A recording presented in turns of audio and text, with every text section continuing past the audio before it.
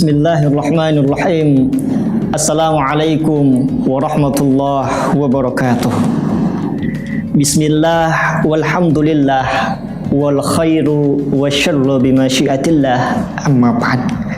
Pemirsa sahabat Araniri TV dan pendengar radio Assalam dimanapun Anda berada, seperti yang kita ketahui bersama saudaraku, bahwasannya fenomena dan tantangan yang dihadapi oleh umat Islam di zaman sekarang ialah banyaknya umat Islam yang lupa hakikatnya siapa yang wajib ia cintai dan siapa yang tidak harus ia cintai.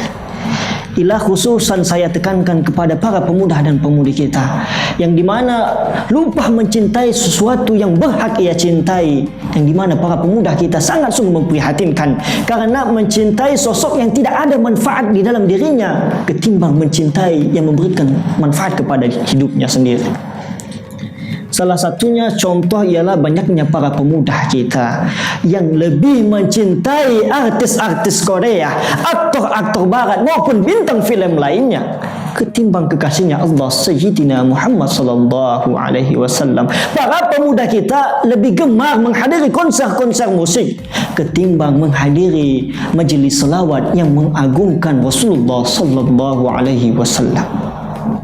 Sahabat Araniri TV dan pendengar radio Assalam dimanapun Anda berada, maka suatu kisah dikisahkan bagaimana di saat murid Sayyidil Habib Al-Lawi Al-Maliki Al-Hasani, yang dimana murid beliau berkata kepada Al-Habib, "Ya Habibana, apa yang sedang dilakukan oleh Allah Subhanahu wa Ta'ala?"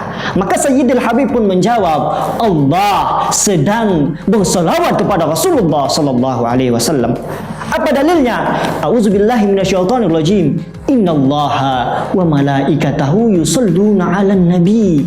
Ya ayyuhallazina amanu sallu 'alaihi wa sallimu taslima. Tanpa banyak penafsiran, sudah jelas dapat kita pahami bahwasanya di dalam ayat tersebut Allah dan para malaikat-malaikatnya bersalawat kepada Rasulullah sallallahu alaihi wasallam. Di saat Allah menyuruh umatnya untuk melakukan ibadah solat, maka Allah tidak melakukan solat. Di saat Allah menyuruh kita untuk berpuasa, maka Allah tidak akan melakukan puasa. Tetapi di saat Allah menyuruh umatnya untuk berselawat kepada kekasihnya Sayyidina Muhammad sallallahu alaihi wasallam, Allah pun ikut berselawat kepada kekasihnya Sayyidina Muhammad sallallahu alaihi wasallam. Maka apa yang engkau enggankan untuk berselawat kepada Rasulullah, apa yang engkau tidak suka untuk berselawat kepada Rasulullah sallallahu alaihi wasallam, para pemuda dan pemudi, yang dimana Rasulullah adalah pemberi syafaat di yaumil qiyamah, yang dimana siapa yang banyak bersalawat kepada Rasulullah sallallahu alaihi wasallam, maka janji Allah akan diberikan syafaat bagi siapa yang cinta kepada Rasulullah dengan melakukan salawat kepada Rasulullah sallallahu alaihi wasallam. Oleh karena itu, sahabat Araniri TV dan pendengar radio Assalam dimanapun Anda berada, dengan keimanan dan ketakwaan yang Allah titipkan kepada kita, marilah sama-sama kita mendoakan para pemuda dan pemudi kita. Ini merupakan tanggung jawab kita bagaimana merubah pola pikir pemuda dan pemudi kita agar senantiasa cinta kepada Rasulullah, cinta kepada Allah Subhanahu wa Ta'ala, yang dimana itu merupakan cinta yang memberikan manfaat kepada dirinya.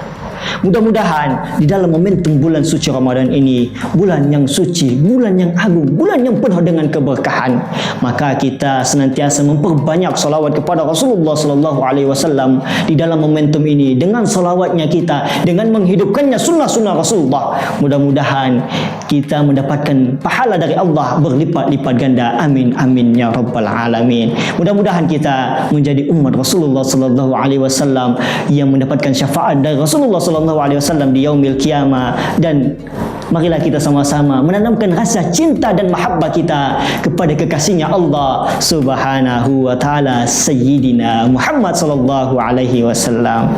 Mudah-mudahan kita kelak menjadi umat Islam yang senantiasa beriman kepada Allah, apalagi di dalam momentum bulan Ramadan ini. Kita mudah-mudahan diberikan Allah kelapangan pahala yang sangat banyak dan ampunan dosa yang cukup banyak juga. Akhirul kalam, wallahul muafiq ila aqwamit thariq. Summa assalamualaikum warahmatullahi wabarakatuh.